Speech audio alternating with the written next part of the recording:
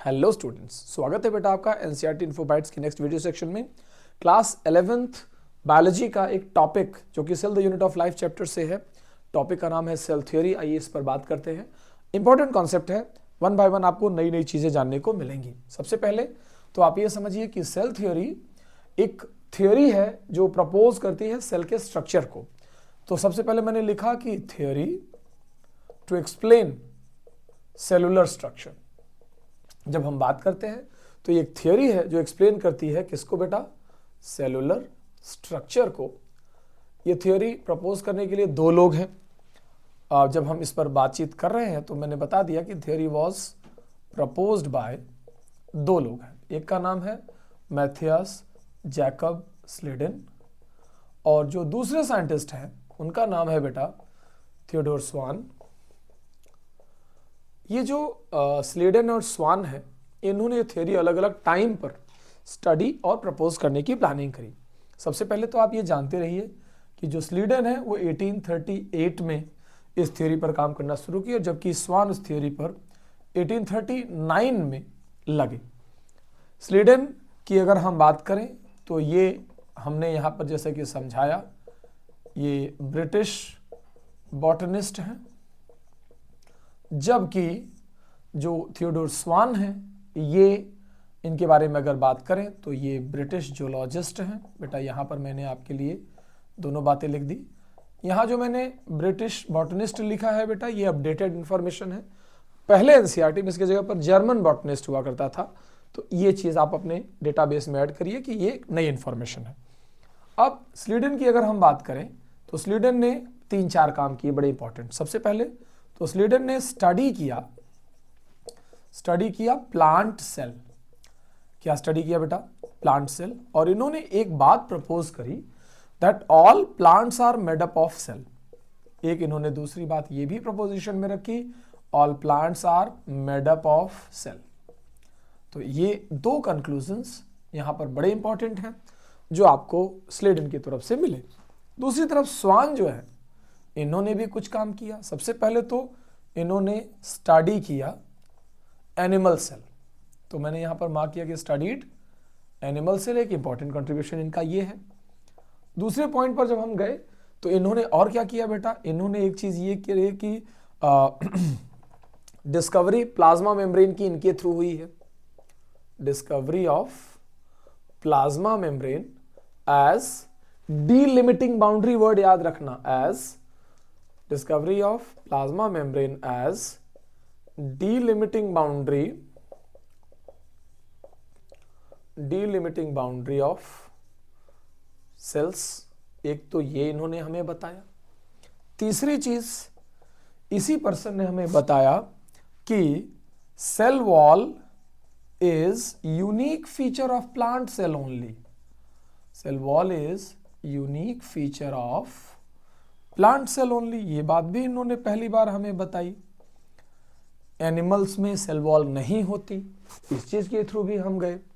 और एक सबसे इंपॉर्टेंट कंट्रीब्यूशन कि स्वान ने ही पहली बार बताया कि all organisms are made up of cells and their products.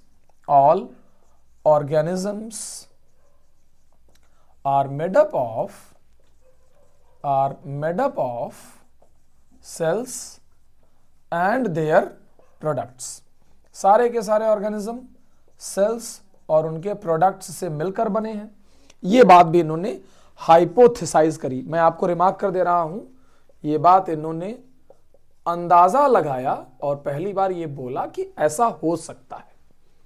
ठीक है, लेकिन बाद में इन 1839 दोनों ने मिलकर, स्लीडन एंड स्वान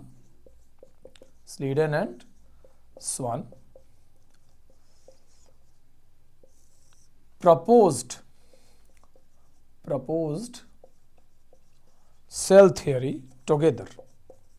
दोनों ने मिलकर सेल थ्योरी को प्रपोज किया और उसको इन रूपों में हमारे सामने प्रेजेंट किया। क्या प्रपोजिशन रहे? पहला प्रपोजिशन जो सेल थ्योरी बताता है वो एग्जैक्टली यही स्टेटमेंट था जो बाद में फाइनलाइज हुआ। पहला इन्होंने बताया कि all organisms are made up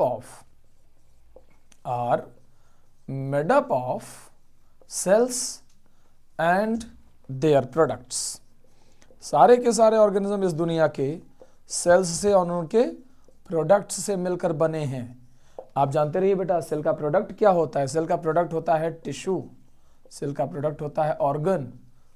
इस तरीके से इनसे बने हुए हैं सारे ऑर्गेनिज्म। ये प्रोपोजिशन सेल थ्योरी का पहला और बहुत रिमार्केबल प्रोपोजिशन बना। लेकिन बाद में क्या हुआ कि ऐसे ही धीरे धीरे चलती गई बात और 1855 आ गया। 1855 एक साइंटिस्ट हैं जिनका नाम है रुडोल्फ विर्को। ये आते हैं और ये एक न्यू प्रपोजिशन सेल थ्योरी में ऐड कर देते हैं। इन्होंने ऐड किया, एडेड अ न्यू प्रपोजिशन, एक नया प्रपोजिशन। जब सेल थ्योरी में ऐड करने की बात आई तब हमने सेल थ्योरी को फाइनलाइज फॉर्म में देखा। इन्होंने ऐड किया जो दूसरा स्टेटमेंट, वो स्टेटमेंट है all cells arised from pre existing cell. सारी की सारी सेल्स कहां से आई हैं डॉक्टर्स? प्री एग्जिस्टिंग सेल्स से आई हैं। एक ये बड़ी बात, बड़ी इंपॉर्टेंट बात चलती रही। ये जो all cells arise from pre existing cell की बात है, ये कैसे काम करती है?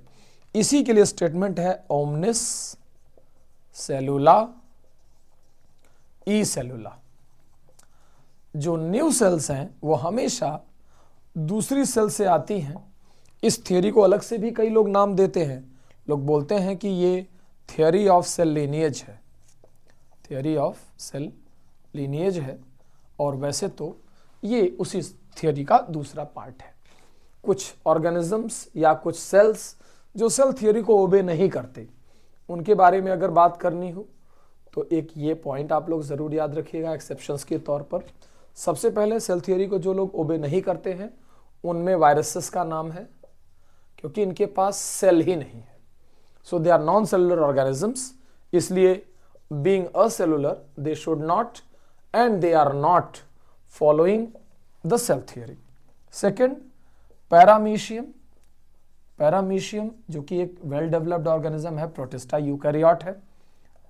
2 न्यूक्लियाई होने की वजह से ये भी सेल थ्योरी को फॉलो नहीं करता है। इसके अलावा सेल थ्योरी को जो और लोग फॉलो नहीं करते उनमें जो बेसिक नाम है वो डायटम्स हैं। इनके अंदर स्ट्रक्चर थोड़ी अलग है। या कई बार ये भी कहा जाता है कि अगर आप स्लाइम मोल्ड्स को याद करें तो स्लाइम मोल्ड्स के कुछ पॉइंट सेल थ्योरी को फॉलो नहीं करने वाले हैं। तो इस तरीके से, या मल्टी न्यूक्लिएट स्ट्रक्चर जितनी भी हैं, मल्टी न्यूक्लिएट स्ट्रक्चर्स जितनी भी हैं, ये भी सेल थ्योरी को फॉलो नहीं करती। In addition to this RBCs, जब उसमें न्यूक्लियस नहीं होता, या सीव ट्यूब एलिमेंट, इनमें भी न्यूक्लियस नहीं होता, लिविंग इन्यूक्लिएटेड सेल्स हैं दोनों, और ये भी सेल थ्योरी के एक्सेप्शंस में बनती हैं। डायटम्स और स्लाइम मोल्ड्स बहुत हाई लेवल पर जाने के बाद एक्सेप्शन आपको पता चलेंगे, लेकिन बाकी ये सब चीज़ें जैसे ये है, ये है, ये है, इसके अलावा ये और ये अलग अलग रीजंस हैं इनके, और ये सेल थ्योरी को फॉलो नहीं करने वाले ऑप्शंस या सेल्स हैं, ऑर्गेनिज्म की तरह भी आप इसे ट्रीट कर पाएंगे। ठीक है बेटा, इसे अच्छे से रिवाइज करिएगा, आपका काम हो जाएगा।